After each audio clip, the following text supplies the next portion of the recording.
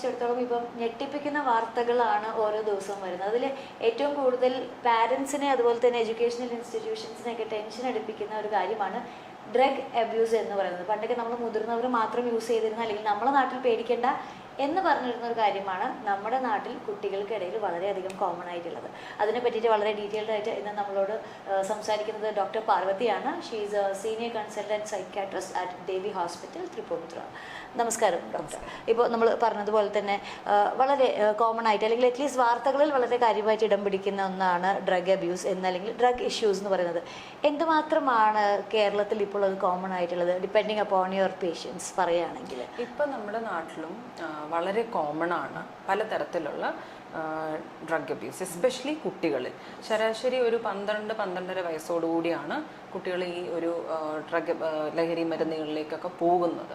അതിൽ തന്നെ ഒരു 5% കുട്ടികൾക്ക് അതുകൊണ്ടുള്ള ശാരീരികവും മാനസികവുമായിട്ടുള്ള പ്രശ്നങ്ങളുണ്ട്.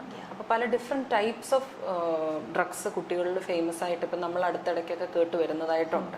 അപ്പോൾ ഇതിൽ പ്രധാനമായിട്ടും 3 ടൈപ്പാണുള്ളത്. ഒന്ന് സ്റ്റിമുലൻസ്, പിന്നെ ഡിപ്രസൻസ്, ഹാലൂസിനോജൻസ്. ഇതാണ് പ്രധാനമായിട്ട്. ഈ സ്റ്റിമുലൻസ് ഇതിലുള്ളതാണ് കൂടുതലും. ഇപ്പം നമ്മൾ ഈ വാർത്തയിലും ആൾക്കാർ കുറച്ച് പാനിക് ചെയ്ത് തുടങ്ങിയത് MDMA, LSD എന്നൊക്കെ പറയുന്ന ഡ്രഗ്സാണ്. അതൊക്കെ സ്റ്റിമുലൻ ഗ്രൂപ്പ്സിലുള്ള ഡ്രഗ്സാണ്. സോ ഇപ്പോൾ നമുക്ക് എങ്ങനെയാണ് അല്ലെങ്കിൽ നമ്മളുടെ കുടുംബത്തിലുള്ള ഒരു കുട്ടീനെ ഇത് യൂസ് ചെയ്യുന്നുണ്ടോ എന്ന് സംശയിക്കാനുള്ളൊരു സാഹചര്യം? ബിക്കോസ് എന്തെങ്കിലും തരത്തിലുള്ള, ഇപ്പോൾ നമ്മൾ പണ്ട് പറഞ്ഞിട്ടുണ്ട് ആൽക്കഹോളൊക്കെ ആണെങ്കിൽ we can identify at least with the smell. ഇത് അതുപോലും ഇല്ലാത്ത രീതിയിലാണ് ഇപ്പോഴത്തെ ഡ്രഗ്സ് എന്നൊക്കെ വായിച്ച് കേട്ടിട്ടുണ്ട്. എങ്ങനെയാണ് നമുക്കൊരു അലേർട്ട് കൊടുക്കാൻ പറ്റുന്നത് നമ്മുടെ മക്കളുടെ കാര്യത്തിൽ? ഡെഫിനറ്റ്ലി നമുക്ക് പേരൻസും ടീച്ചേഴ്സും സ്കൂളിൽ ഒരു കുട്ടി മാക്സിമം പോയാൽ കുറച്ച് എക്സ്ട്രാ കരിക്കുലർ ആക്ടിവിറ്റീസ് സ്കൂളും വീടുമായിട്ടാണ് മെയിൻ ടൈം സ്പെൻഡ് ചെയ്യുന്നത്. അപ്പം നമ്മളുടെ പേരൻസിൻ്റെ ഒരു അലേർട്ട്നെസ് ഉണ്ടെങ്കിൽ നമുക്കിത് കണ്ടുപിടിക്കാൻ സാധിക്കും.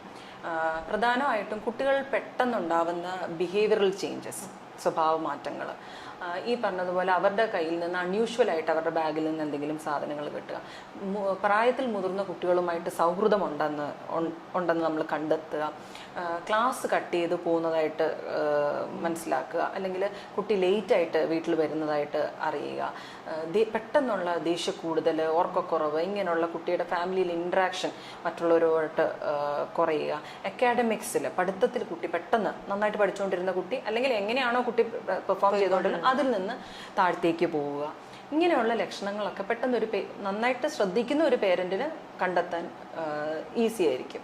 അതുപോലെ തന്നെ ടീച്ചേഴ്സിനും സ്കൂളിലും. അപ്പോൾ ടീച്ചേഴ്സുമായിട്ടൊരു അടുത്തൊരു ബന്ധം വെക്കുക. സ്കൂളിൽ എന്തൊക്കെയാണ് നടക്കുന്നത്, കുട്ടികൾക്ക് നമ്മൾ ഫ്രീഡം കൊടുക്കുമ്പോൾ തന്നെ എവിടെയൊക്കെ കുട്ടി പോകുന്നു, എന്തൊക്കെ ചെയ്യുന്നു എന്നതിനെ പറ്റിയിട്ട് വ്യക്തമായിട്ടൊരു ധാരണ കുട്ടിക്ക് പേരൻസിനുണ്ടാവണം.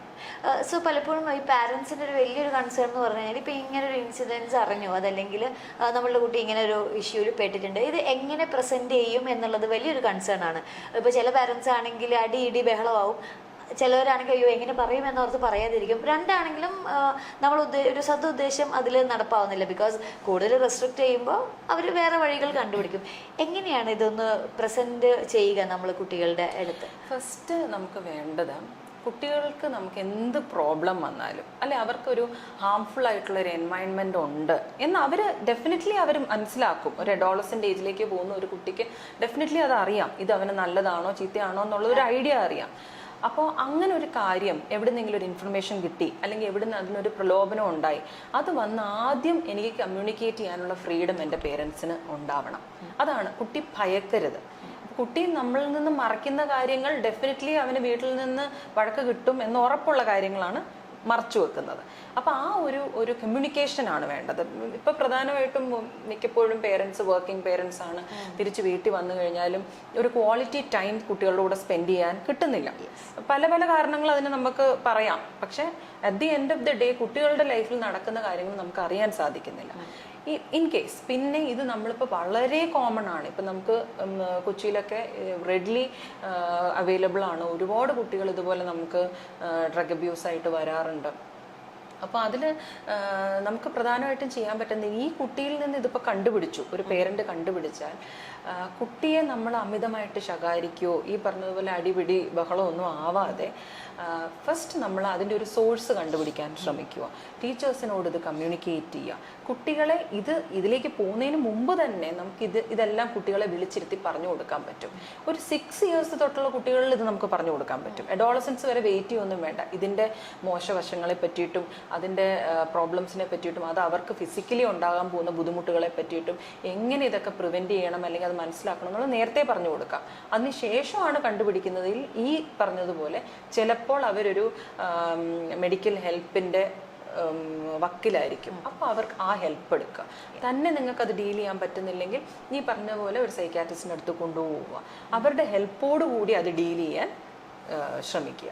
അപ്പോൾ ഡോക്ടർ ഇപ്പം ഇങ്ങനെ ഒരു ഇഷ്യൂ ഫേസ് ചെയ്യുകയാണ്, അതിനൊരു മെഡിക്കൽ എയ്ഡ് എടുക്കാമെന്ന് തീരുമാനിക്കുകയാണെങ്കിൽ എന്തൊക്കെയാണ് ഇപ്പം കറൻ്റ്ലി നമുക്ക് അവൈലബിൾ ആയിട്ടുള്ള ട്രീറ്റ്മെൻറ്റ് മൊഡാലിറ്റീസ്? ഒരു കൗൺസിലിംഗ് സെഷനാണോ തുടങ്ങുന്നത്, അതല്ലെങ്കിൽ നിർബന്ധമായും മരുന്ന് കഴിക്കണം, അങ്ങനെ ഒരു സ്റ്റേജ് ആണോ? അത് ഡിപ്പെൻഡ്സ് ഓൺ എന്ത് ഡ്രഗ്സ് ആണ് കുട്ടികൾ ഉപയോഗിക്കുന്നതെന്നുള്ള, അല്ലെങ്കിൽ എന്ത് ഗ്രൂപ്പ് ഓഫ് ഡ്രഗ്സ് ആണെന്നുള്ളതനുസരിച്ചിട്ടാണ്. എങ്ങനെ പോയാലും അതിനടിമപ്പെട്ട ഒരു കുട്ടിയെ നമ്മൾ അഡ്മിറ്റ് ചെയ്ത് തന്നെയാണ് ട്രീറ്റ്മെൻറ്റ് ചെയ്യുക.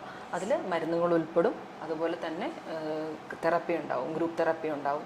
അവരുടെ തന്നെ ഏജ് ഗ്രൂപ്പിലുള്ള മറ്റ് കുട്ടികളുമായിട്ടൊരു ഗ്രൂപ്പ് തെറപ്പി, അത് കുറേ എഫക്റ്റീവ് ആവും. അതുപോലെ ഫാമിലിയൽ തെറപ്പി ഉണ്ടാവും, ബിഹേവിയറൽ തെറപ്പി അവർക്ക് കൊടുക്കേണ്ടി വരും.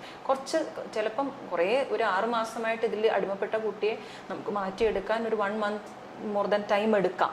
പക്ഷെ അതുവരെയും പേഷ്യൻ്റായിട്ട് നമ്മൾ ആ ട്രീറ്റ്മെൻറ്റ് അഡ്ഹെയർ ചെയ്യുക എന്നുള്ളതാണ് ഇമ്പോർട്ടൻറ്റ്. സോ എന്താണ് ഡോക്ടർ ഒരു മെസ്സേജ് കൊടുക്കാനുള്ളത്? ബിക്കോസ് ഇപ്പം നമുക്കറിയാം, ഇപ്പോൾ സോഷ്യൽ മീഡിയ, ഇപ്പോൾ യൂട്യൂബ് പോലെയൊക്കെ ആണെങ്കിൽ ഏജ്ഡ് ആൾക്കാരൊപ്പം തന്നെ കാണുന്നവരാണ് അഡോളസെൻ്റ്, അല്ലെങ്കിൽ ഈവൻ അതിനേക്കാൾ പ്രായം കുറഞ്ഞ കുട്ടികളും. സോ നമ്മളിപ്പോൾ കമ്മ്യൂണിക്കേറ്റ് ചെയ്യുന്ന ഒരു മെസ്സേജ് ഒരു പക്ഷേ അവരോട് തന്നെ ആയിരിക്കാം, അല്ലെങ്കിൽ പാരൻസിനോടായിരിക്കാം. എന്താണ് പറയാനുള്ളത്? പേരൻസിനോടായിട്ട് പറയാനുള്ള കാര്യം, കുട്ടികളുമായിട്ട് നമുക്ക് ഡെഫിനറ്റ്ലി ഒരു ക്വാളിറ്റി ടൈം സ്പെൻഡ് ചെയ്യാൻ പറ്റണം. അവർക്ക് എന്ത് പ്രോബ്ലം ഉണ്ടെങ്കിലും അവർക്ക് ഫസ്റ്റ് അപ്രോച്ച് ചെയ്യാൻ പേരൻസിൻ്റെ അടുത്ത് വരാനായിട്ടുള്ളൊരു ഫ്രീഡം, ഒരു എൻവയൺമെൻറ്റ് നമുക്ക് വീട്ടിൽ സൃഷ്ടിക്കാൻ പറ്റണം. പിന്നെ ഈ പറഞ്ഞതുപോലെ എന്തെങ്കിലും കുട്ടികളാണ്, ഇപ്പം മുതിർന്നവർക്കായാലും തെറ്റ് പറ്റുന്ന പോലെ അവർക്ക് സംഭവിച്ചാൽ അവരെ നമ്മൾ ശകാരിച്ച് അവർക്ക് അതിലൊരു ഷോക്ക് ഉണ്ടാക്കാതെ അതിനെ നമ്മൾ ഒരു റെമഡി കൊടുക്കാനും, എന്ത് നിനക്ക് പ്രശ്നം വന്നാലും ആ പേരൻസ് ഉണ്ട് എന്നുള്ള ഒരു അഷ്വറൻസ് കൊടുക്കാനും നമുക്ക് സാധിക്കണം. So thank you so much doctor four sparing your very valuable time. നമ്മളുടെ സമൂഹം ഇന്ന് ഒരുപോലെ ഫേസ് ചെയ്യുന്ന ഒരു വിപത്തിനെ പറ്റിയിട്ടാണ് നമ്മൾ സംസാരിച്ചത്. Thank you so much.